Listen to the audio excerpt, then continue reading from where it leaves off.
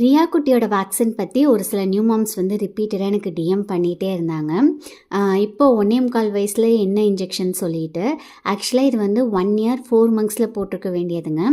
அப்படி இப்படின்னு டிலே ஆகி 1 இயர் 7 மந்த்ஸ் ஆயிடுச்சு. பட் லேட்டாக போடுறது தப்பு இல்லை, போடாமல் இருக்கிறதுக்கு வந்து இது பெட்டர் தானே. அந்த 2 நாளைக்கு அவங்க என்னை விட்டு கீழே இறங்கவே இல்லை. என்னென்னா குட்டியாக இருந்த போது அந்த அளவுக்கு வலி தெரியல போல் இருக்குது. இப்போ ஓரளவுக்கு விவரம் தெரிய ஆரம்பித்ததுக்கப்புறம் வலிக்குதுன்னே நல்லா வந்து சொன்னாங்க. ஃபீவர் இருக்க போது பேராசிட்டமால்லாம் கொடுத்தோம். 2 நாளுக்கு அப்புறம் தான் அவங்க கீழே இறங்கி நடக்கிறக்கே வந்து ஆரம்பித்தாங்க. கையில் ஒரு இன்ஜெக்ஷன், காலில் ஒரு இன்ஜெக்ஷன். நாங்கள் சுகாதார மையத்தில் தாங்க போடுறோம். நீ அடுத்த 5 வயசில் தான் சொன்னாங்க. அப்போ தான் எனக்கு அப்பாடா அப்படிங்கிற மாதிரி இருந்தது.